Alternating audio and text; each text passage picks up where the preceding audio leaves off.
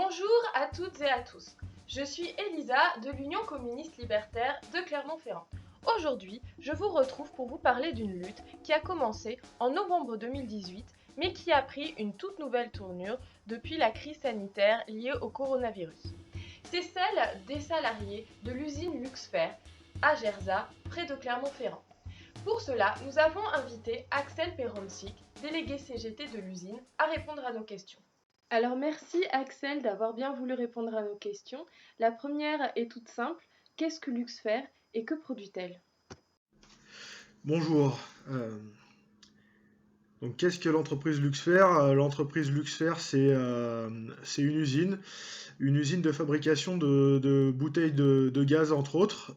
62% de son chiffre d'affaires qui est réalisé sur les bouteilles à usage médical, donc l'oxygène médical, l'oxygénothérapie. C'est 27% de son activité pour ce qu'on appelle les appareils respiratoires isolants. C'est les bonbonnes qui servent aux pompiers à pouvoir intervenir dans les feux sans risquer de s'asphyxier. Et bon, on a une activité, le reste de notre activité, c'est des équipements plus spéciaux ou du gaz industriel. Donc c'est une usine qui a embauché 136 salariés et 27 intérimaires. Une usine qui avait 80 ans lors de l'annonce de sa fermeture, qui avait été créée en 1939 pour les besoins de la guerre, à la base pour fabriquer des douilles d'obus. Et l'activité s'est petit à petit reconvertie sur la bouteille de gaz. La fermeture de l'usine a été annoncée le 26 novembre 2018, alors qu'on avait réalisé des chiffres records et que les bénéfices, l'année de l'annonce du plan de licenciement, avaient augmenté de 55%. Une entreprise donc très utile, notamment dans le contexte de Covid-19. Mais expliquez-moi, si l'entreprise était rentable, pourquoi a-t-elle fermé? Alors pourquoi l'usine a fermé? C'est une bonne question. On se l'est demandé pendant longtemps, euh, puisqu'on nous a annoncé la fermeture de notre usine, qui était la deuxième usine la plus profitable du groupe, avec 12% de profitabilité, celle qui avait le centre de recherche, celle qui avait les produits innovants, qui avait les produits de très haute gamme. Une usine unique au monde, puisque notre usine était la seule à travailler des alliages durs d'aluminium, des alliages dédiés normalement pour l'aéronautique et qui permettait d'avoir une grande légèreté, une grande résistance, et donc d'avoir des bouteilles qui étaient plus légères. On travaille beaucoup pour le portatif, donc des bouteilles légères, résistantes, plus sécurisées, avec des bénéfices et un chiffre d'affaires en augmentation. Donc ça peut paraître incompréhensible notre fermeture, mais en réalité ça a un sens assez tordu, mais un sens quand même. Euh, En gros, notre direction a décidé de nous fermer, de fermer l'usine de haute qualité, de fermer l'usine qui avait le centre de recherche, car le groupe Luxfer est en position de monopole sur le marché de la bouteille de gaz. Donc si on prend les chiffres, hein, Luxfer c'est 250 millions d'euros de chiffre d'affaires sur la bouteille de gaz et son principal concurrent qui est une société turque MES qui fait 44 millions de chiffre d'affaires sur la bouteille. Donc on voit que Luxfer a le monopole. Donc sa stratégie, ça a été de prendre à la gorge tout le marché, de créer une pénurie sur les produits de haut de gamme pour prendre à la gorge tout le marché et forcer nos clients à se réorienter vers des produits de plus bas de gamme euh, que Luxfer fabrique aussi, du coup. Donc, qui dit des produits plus bas de gamme dit des produits moins chers à fabriquer. Et ils en ont profité pour augmenter les prix de vente de ces produits de 12%. Donc voilà comment on augmente ses marges. Maintenant, une fois qu'on est en position de monopole et qu'on dirige tout le marché, on supprime tous les produits de qualité et on les remplace par du bas de gamme qui sont moins chers à produire et on augmente ses prix, puisque on ne peut pas se tourner vraiment vers la concurrence. Donc voilà la raison de notre fermeture, uniquement une raison de profit. Même si un motif économique a été invoqué et a été démonté par l'inspection du travail et la direction générale du travail, mais pourtant validé par les services du ministère du Travail de Madame Pénicaud, malheureusement, qui est allé dans le sens des actionnaires de Luxfer pour un motif totalement infondé et illégal, mais validé quand même par l'État français. Donc c'est inadmissible. Euh, on est en procédure actuellement pour essayer de contester cette décision du ministère et on va lancer des procédures aussi pour contester la décision du groupe Luxfer qui est considérée comme un licenciement abusif, et on va le faire valoir au tribunal. Alors pour avoir une vision globale de la situation, pourriez-vous nous expliquer qui fournissait l'entreprise Luxfer et qui fournit les hôpitaux en bouteilles à oxygène aujourd'hui? Alors avant la fermeture et l'arrêt définitif de la production qui a eu lieu en mai 2019, l'usine de Gerza fournissait les gaziers pour le côté médical, donc qui sont Air Liquide, Linde ou Air Product, et les équipementiers de pompiers comme MSA ou Dragueur pour notre activité liée à la sécurité des pompiers. Les clients finaux, c'est bien sûr les hôpitaux, que ce soit privés, publics, et les services des pompiers de France et majoritairement de l'Union européenne, même si on vendait à l'international. Donc la hausse des prix et la baisse de la qualité, c'est le contribuable qui va la payer, puisque les clients finaux, ben, c'est nous, puisque c'est les États qui payent les équipements des pompiers, c'est les États qui payent les équipements des hôpitaux publics, et pour tout ce qui est traitement médical, puisque tout ce qui est traitement d'oxygénothérapie, c'est considéré comme un traitement médical, qui est en grande majorité remboursé par la sécurité sociale ou équivalent dans les autres pays. C'est encore nous qui allons payer. Alors aujourd'hui, en Union européenne, on était la dernière usine de la nouvelle Union européenne, hors Angleterre, à fabriquer des bouteilles d'oxygène médical et des aéries en aluminium aussi. Donc aujourd'hui, en Europe, on est obligé de s'approvisionner en Angleterre, qui vient nouvellement de quitter l'Union européenne, chez Luxfer. Il y a des nouveaux acteurs émergents qui ont commencé à être favorisés, puisque la stratégie de Luxfer a forcément posé des problèmes, des retards. Donc le système a dû s'organiser et a fait apparaître de nouveaux concurrents qui sont donc les Turcs, MES, qui fournissent depuis la Turquie, des Taïwanais, plus pour le côté pompier, les aéries des pompiers, qui sont AMS. Et pour les aéries, ça vient aussi surtout des États-Unis, du groupe Luxfer, à Riverside. Et, euh, on a aussi un autre concurrent qui est plus petit sur le marché, qui est Catalina Cylinders, sur le marché européen du moins. Donc maintenant, les approvisionnements, c'est Taïwan, Turquie, Angleterre et États-Unis. Donc on est complètement dépendant des pays extérieurs à l'Europe depuis l'arrêt de la production de l'usine de Jersey. Et alors pourquoi ces bouteilles sont-elles particulièrement importantes aujourd'hui et y en a-t-il assez pour répondre aux besoins? Alors nos bouteilles d'oxygène dans le contexte du coronavirus, elles servent à tout ce qui est transport déjà de patients. C'est-à-dire, dès que vous déplacez un patient d'une chambre à une autre, dès que vous devez le déplacer, comme ils le font du Grand Est vers des hôpitaux militaires ou vers d'autres hôpitaux, vous placez ces personnes-là sous bouteille d'oxygène. Dès que les hôpitaux, les réseaux d'oxygène sont saturés, vous passez les gens sur bouteille. Dans les maisons de retraite ou ceux qui sont renvoyés à domicile, il y en a qui sont placés aussi sous oxygène médical. Dans le contexte de Covid-19, elles servent plus puisque pour ceux qui ont vu les reportages qui se passaient en Espagne, les hôpitaux de fortune, on va dire installés par l'armée dans les gymnases, il n'y a pas de réseau d'oxygène forcément, donc tout est mis sur bouteille d'oxygène. Y en a-t-il pour répondre aux besoins? Je ne saurais pas le dire, puisque c'est là toute la problématique, puisque, comme je le disais tout à l'heure, Luxfer a volontairement créé des pénuries sur certains produits, donc qui ont dû être substitués par des produits de plus bas de gamme. Ça a forcément créé des gros retards d'approvisionnement en France, mais dans le monde entier, puisqu'on vendait à l'international. Et actuellement, personne n'a été capable de dire quel était l'état des stocks et s'ils pouvaient permettre de faire face à l'évolution de cette pandémie. Il y a déjà des pays qui s'en sont plaints, hein, comme l'Italie. La Chine s'en est plaint aussi. L'Italie, c'était un de nos clients. La Chine aussi, on vendait aussi à la Chine des appareils respiratoires. Donc aujourd'hui, je suis incapable de dire si oui ou non ça suffit.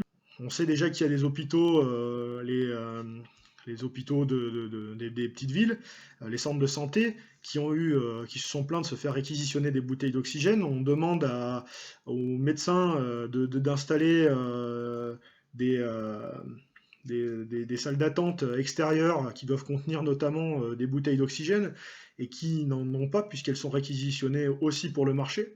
Donc pour les hôpitaux, les syndicats Air Liquide ont déjà commencé à dénoncer le fait qu'on renvoyait des bouteilles rééprouvées, donc reconditionnées sur le marché avec des dérogations au contrôle, donc potentiellement des bombes qui peuvent être dangereuses.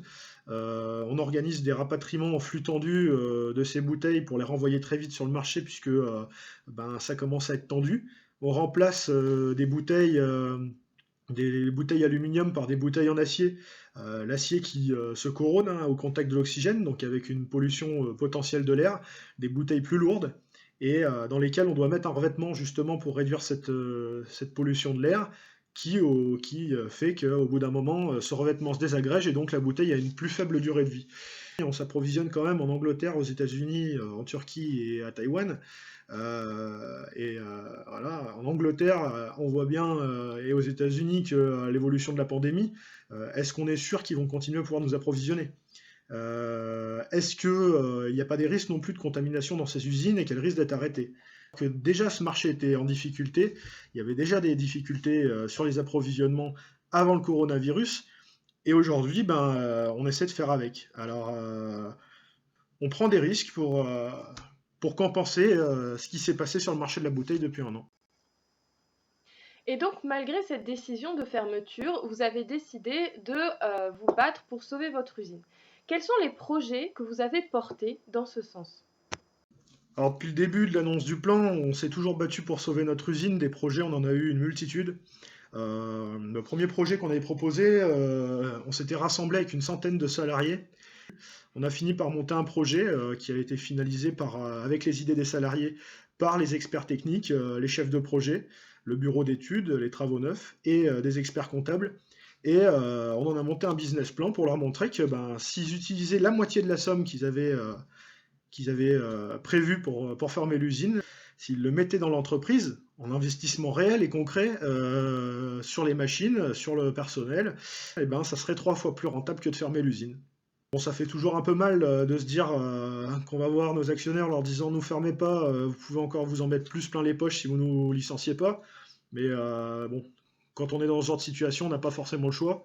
Ils nous ont dit qu'ils pouvaient pas revenir en arrière, même si notre solution était peut-être plus viable. Et que vu qu'ils avaient déjà fait des annonces en bourse, et que même si c'était peut-être pas la meilleure solution, ils fermeraient l'usine et ils nous foutraient tous dehors quand même.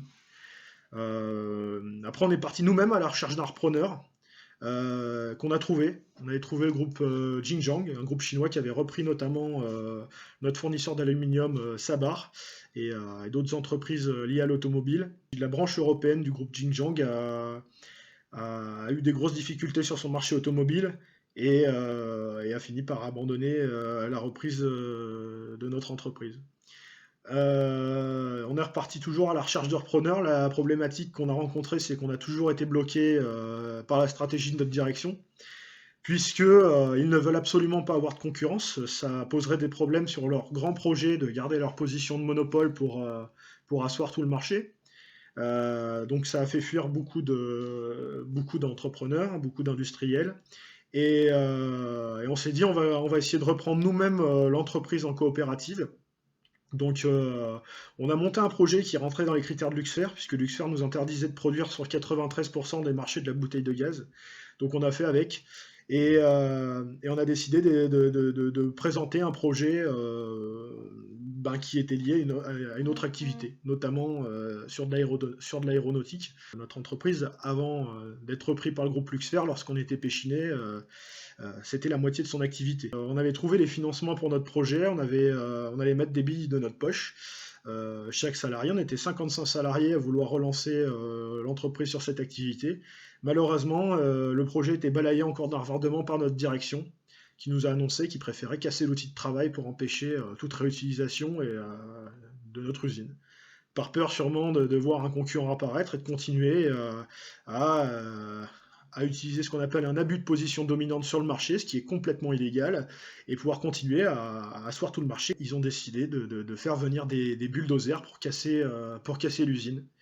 Ce à quoi on a répondu par une occupation. On a monté des barricades pour empêcher les bulldozers de venir casser notre outil de travail. Une occupation qui a duré 53 jours, 24 heures sur 24, 7 jours sur 7, qui s'est finie puis à cause du confinement. On a dû remis la protection de ces machines aux mains de la préfecture. Donc maintenant, c'est l'État qui a la charge de veiller à ce que le groupe Luxfer ne détruise pas l'usine à coups de bulldozer. Aujourd'hui, on a un groupe qui décide d'abuser de son droit de propriété privée pour empêcher toute revitalisation, toute création d'emplois, toute sauvegarde de l'entreprise, et on est complètement bloqué par ça. Donc vous nous avez expliqué, l'entreprise Luxfer s'opposait à tout projet de reprise de l'entreprise.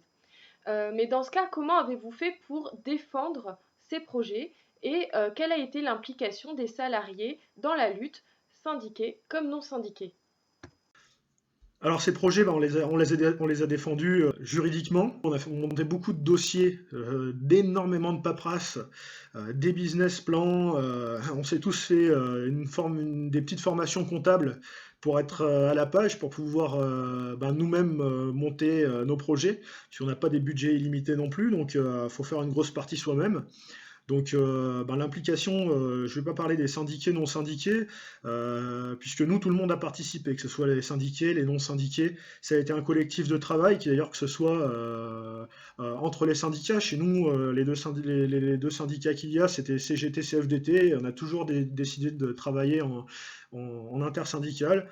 Et même maintenant, toujours, tous les 2 jours, on s'est au téléphone pour continuer à faire avancer les choses.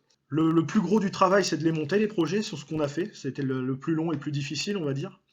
Et après, essayer de faire du bruit médiatiquement, puisque quand votre projet est monté, que vous avez des collectivités, des structures qui les considèrent viables, il faut réussir à les porter pour qu'ils soient défendus à plus haut niveau. Après, ça passe aussi par la médiatisation des manifestations, puisque des manifestations, de l'occupation d'usines, des feux aussi, puisque malheureusement, quand vous montez des projets intelligents, personne s'y intéresse, mais quand vous faites un grand feu devant votre usine, tout le monde s'y intéresse. Donc des fois, on n'a que ce levier-là aussi pour faire porter les projets qui avaient été montés par les salariés. Il y a eu une énorme implication des salariés dans la sauvegarde de cette usine. Que ce soit des salariés qui ne cherchaient pas à revenir, puisqu'il y en a à qui ça a été très dur la coupure et qui ne veulent pas revenir dans l'industrie, et qui venaient quand même défendre leur outil de travail et défendre l'emploi de leurs collègues, mais ça va plus loin que ça, c'est défendre le territoire, défendre des emplois potentiels pour leurs enfants, qui avaient une vision non court-termiste, hein, qui avaient une vision sur le long terme.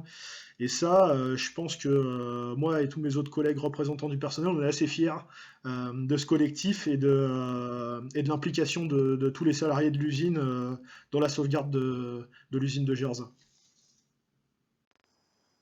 Alors je suppose que face à cette situation, vous avez dû recevoir de nombreux soutiens, tant syndicaux que politiques. Alors nous, les soutiens syndicaux ont été très importants dans notre combat. Des syndicats des boîtes qui sont voisines à la nôtre, ou du moins qui sont sur le même bassin industriel. On a eu un soutien énorme de tout un tas d'entreprises industrielles, mais pas que. Aussi du syndicat pompier, du corps médical. Quand vous êtes depuis 16 mois sur des piquets de grève, je vous garantis que ça fait du bien de voir qu'il y a quand même beaucoup de gens extérieurs qui soutiennent votre combat. Euh, L'autre grosse aide niveau syndical qu'on a eu et qui nous aide toujours, c'est nos structures syndicales, que ce soit la Confédération ou nous la Fédération de la métallurgie, puisqu'on est rattaché à la métallurgie. ça a été un énorme soutien. Il faut savoir qu'on est tous ouvriers, qu'on est tous techniciens, qu'on est ingénieurs, qu'on est comptable, qu'on est ou ce que vous voulez dans une entreprise. Mais en tout cas, on n'est pas préparé, c'est pas notre métier de devoir faire des business plans, des projets de gestion, de relance d'entreprise, de devoir combattre juridiquement des multinationales qui ont une armée d'avocats. Donc heureusement qu'on a des structures syndicales qui nous aident là-dessus, qui nous aident à médiatiser, qui nous aident avec du matériel, qui nous aident avec des contacts, qui nous aident de A à Z et qui nous permettent de faire face à notre impréparation, puisqu'on n'est jamais préparé à affronter une multinationale dans un plan de licenciement. On a aussi su bien s'entourer puisqu'on a pris un cabinet d'experts comptables et, euh, et un cabinet d'avocats qui sont des experts comptables et des avocats engagés dans les luttes sociales, dans le droit social, et qui fournissent une assistance, on va dire, exceptionnelle et qui nous ont permis aussi d'appréhender tous ces problèmes juridiques ou nous aider à faire tous ces business plans et tous ces projets. Politiquement, on a été soutenu depuis le début par la France Insoumise et le PCF, qui nous ont permis aussi d'avoir des contacts à plus haut niveau, d'interpeller politiquement sur notre situation. Puisqu'on a beau dire ce qu'on veut, mais un cas comme le nôtre, sur un plan de licenciement, c'est aussi politique. De médiatiser aussi, hein, parce que quand vous avez des politiques un peu plus connus qui viennent à votre rencontre dans votre entreprise, ben, ça aide à médiatiser votre histoire. Et plus vous médiatisez votre histoire, plus vous avez une chance de vous en sortir. On a eu le Parti Socialiste aussi plus récemment qui nous rejoint et qui nous aide dans nos démarches. Donc, bon, bah, c'est surtout des partis, les partis d'opposition, mais qui ont été un réel soutien. Le système capitaliste étant ce qu'il est, vous n'êtes pas les premiers à qui cette situation arrive. Est-ce que vous vous êtes tourné vers les expériences autogestionnaires de reprise comme avec les LIP et les FRALIP pour vous en inspirer? Donc, oui, on s'est inspiré des reprises en autogestion, en coopérative, comme Fralib et les LIP. On a d'ailleurs un de nos collègues qui était représentant du personnel qui venait de Fralib. Donc on s'est calqué dessus. On a monté, comme je disais tout à l'heure, un gros projet de coopérative qui malheureusement n'a pas abouti pour exactement ce que je disais aussi tout à l'heure. Luxfer qui abuse de son droit de propriété privée et qui refuse de nous vendre. On avait déjà monté des projets, que ce soit pour notre direction, que ce soit pour des repreneurs. Alors on s'était dit pourquoi pas le monter nous-mêmes. On a touché un peu de sous pour le licenciement. Il y a des structures qui aident, hein, les unions régionales des SCOP, les URSCOP. Il y a des fonds d'investissement qui sont, quand vous êtes une coopérative, vous cotisez à des fonds d'investissement. Et en fait, chaque entreprise en coopérative travaille entre elles aussi en coopérative puisqu'elles cotisent à un fonds. Et ce fonds, si vous cherchez à vous développer, que vous êtes une coopérative ou que vous cherchez à lancer une coopérative, vous pouvez avoir accès à ce fonds hein, sur demande puisque vous cotisez dedans. Ce qui permet aussi de supprimer certains a priori où on pense qu'une coopérative ce n'est pas forcément une structure solide et qui peut être fragile. Dans les faits, il y a quand même une trésorerie qui est en coopération. Il y a ces fonds d'investissement coopératifs qui permettent aux entreprises de se développer et de continuer à être compétitifs, puisqu'une coopérative, c'est un mode de gestion de l'entreprise. C'est soumis aux mêmes lois de la compétitivité, c'est des sociétés anonymes, enfin des SA, des SAS. Donc on est soumis aussi au même titre à la compétitivité du marché. Mais par contre, la différence, c'est qu'on ne peut pas vous délocaliser, puisque 51% des parts doivent être détenues par les salariés. Ce qui fait que les salariés ne vont pas s'amuser à délocaliser en Chine pour prendre tous les jours l'avion pour aller bosser là-bas. Donc ça ne peut pas être délocalisé. Et de la même manière, quand vous avez mis de l'argent au capital, vous ne pouvez pas le revendre avec de la plus-value. Ce qui évite les spéculations aussi sur votre groupe. Donc c'est des structures qui sont quand même solides, qui sont suivies, qui ont un accompagnement, des aides. Ben, vous cotisez pour ça, hein, ça remplace aussi les cotisations qui peuvent être par exemple au champ patronal. Eh ben, vous cotisez à l'Union régionale des SCOP et à ses fonds d'investissement, et vous avez tout ce qui s'y rapporte. Donc on s'est quand même ouais, largement inspiré des Fralib, des LIP et puis d'autres entreprises, puisqu'il y en a beaucoup, il y en a beaucoup plus de coopératives qu'on le pense en France. Pas tant que ça dans l'industrie, mais quelques-unes, et qui fonctionnent. Et qui fonctionnent. Euh, Ça fonctionne d'autant plus que vous supprimez quand même un coût certain, c'est celui des dividendes qui sont reversés à un groupe. Quand vous appartenez à une grande multinationale, vous devez verser quand même une somme assez conséquente à vos actionnaires. Ben cette partie-là, vous pouvez la réutiliser pour réinvestir, que ce soit dans le matériel ou dans les salariés, dans les savoir-faire. Et c'est gage de pérenniser l'entreprise sur le territoire, de la pérenniser sur le marché en termes de compétitivité aussi, et sans avoir cette politique d'austérité salariale qu'on vit. Donc, ouais, on s'est largement inspiré de ces projets en autogestion, et on avait grandement participé à ce projet de reprise en coopérative qui avait trouvé des financements et convaincu quand même des industriels, des collectivités et euh, des structures qui y sont affiliées. Donc malheureusement, ça n'a pas abouti. Mais ça ne nous empêche pas de continuer à vouloir sauver l'entreprise. Alors aujourd'hui, vous demandez la nationalisation de l'entreprise plutôt qu'une coopérative. Pourquoi? Alors, ben, pourquoi on privilégie plus la nationalisation que la coopérative? La première raison, c'est que on est toujours coincé par ce fameux droit de propriété privée qui nous bloque dans toute reprise, que ce soit coopérative ou repreneur. La nationalisation, c'est le moyen le plus simple de retirer des mains de Luxfer cette entreprise. On fait aussi suivre le discours de notre président, Monsieur Macron, qui le 12 mars déclarait qu'il y a des biens et des services qui doivent être placés en dehors des lois du marché. Notamment aussi la fabrication d'équipements pour le médical et la protection. Ben, nous, ça tombe bien, on est fabricant pour le médical, on est fabricant pour la protection, on est équipementier.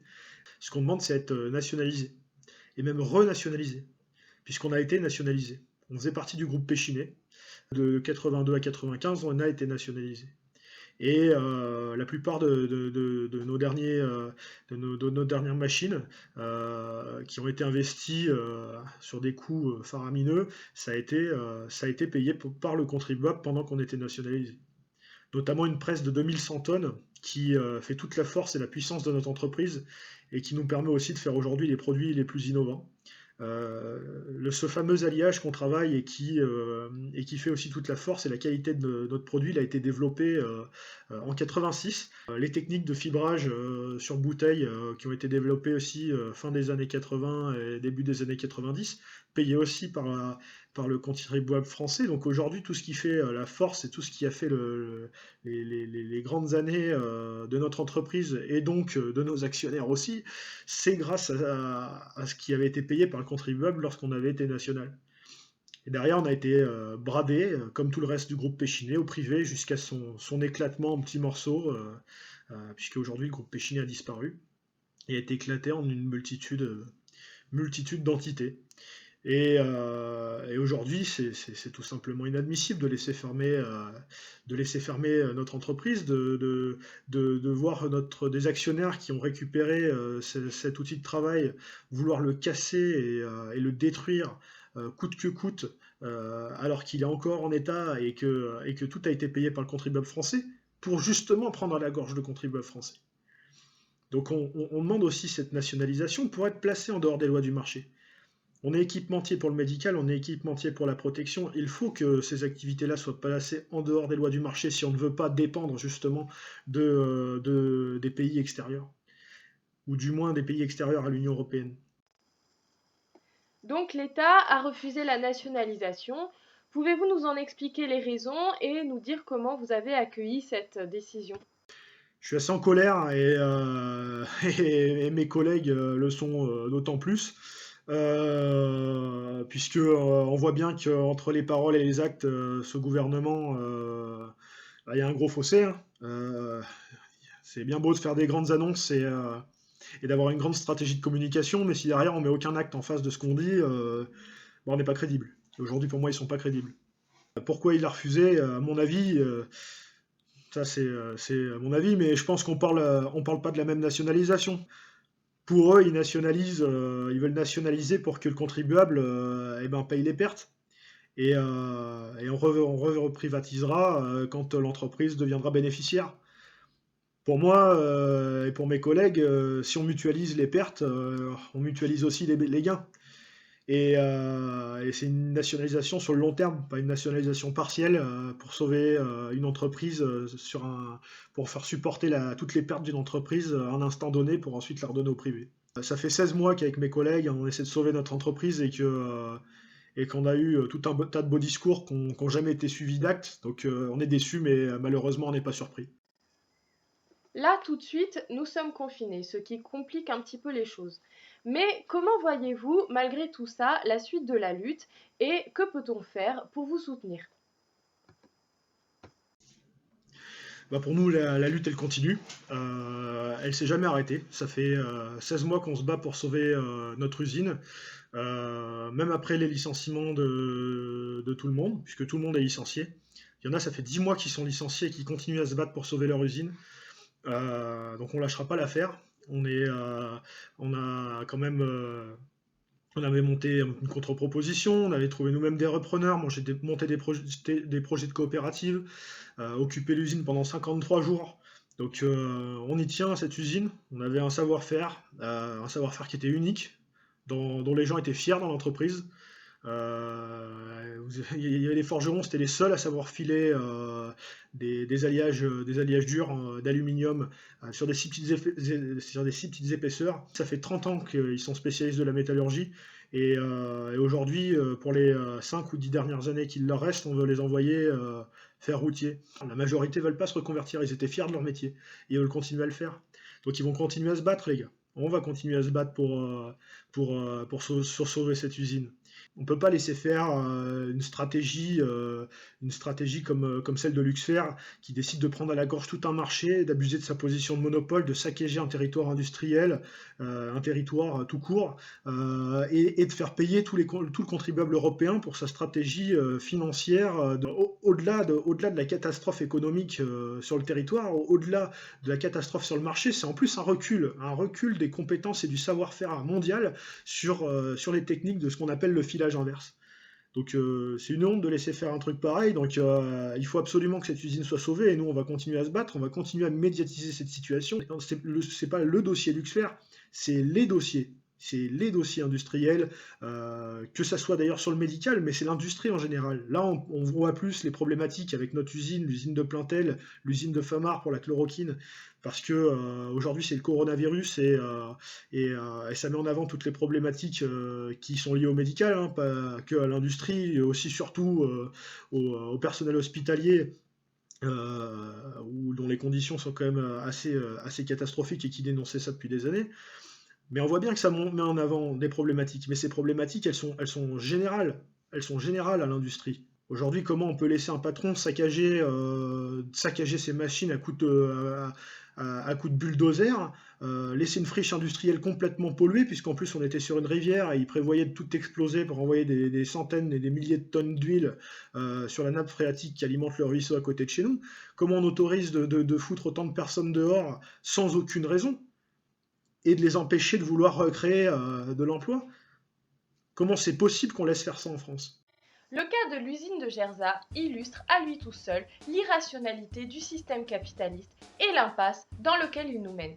Malgré la crise sanitaire sans précédent et le long combat des salariés pour sauver leur usine, l'État refuse toujours la nationalisation, nous prouvant à nouveau son inutilité et son incapacité. Le fanatisme idéologique libéral prime une nouvelle fois sur le pragmatisme et la nécessité urgente d'un changement de paradigme. L'Union communiste libertaire soutient bien évidemment les salariés de Luxfer dans leur lutte, ainsi que leur revendication de nationaliser l'entreprise.